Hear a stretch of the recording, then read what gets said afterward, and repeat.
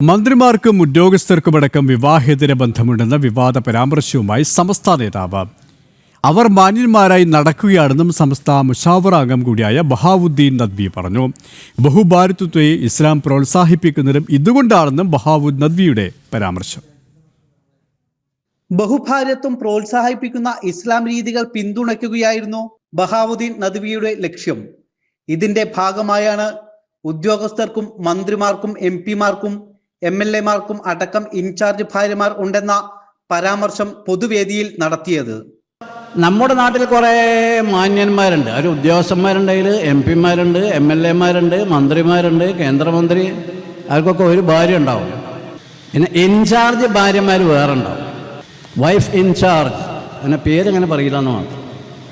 എത്ര ആളുണ്ടായിരുന്നു അതില്ലാത്തവരാരെന്ന് കയ്യൊന്തിക്കാൻ പറഞ്ഞാൽ സമൂഹത്തിൽ എത്ര ആൾ കയ്യൊന്തിക്കും?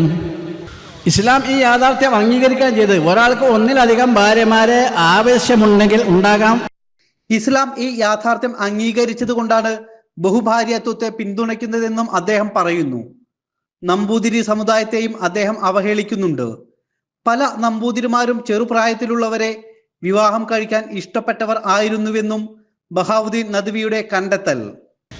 EMSന്റെ ഉമ്മാനെ കെട്ടിച്ചപ്പോൾ ഉമ്മാൻ്റെ പ്രായം 11 വയസ്സാണ്.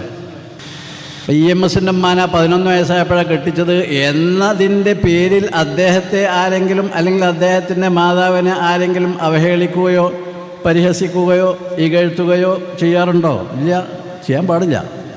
അത് അന്നത്തെ രീതിയാണ്. അത് ആ ഒരു നമ്പൂതിരി മാത്രമല്ല, മറ്റു പല നമ്പൂതിരിമാരും അങ്ങനെയായിരുന്നു. ബഹുഭാര്യത്വം സ്വീകരിക്കുന്നതിന് നിരവധി കാരണങ്ങൾ ഉണ്ടെന്നും അദ്ദേഹം പറയുന്നുണ്ട്.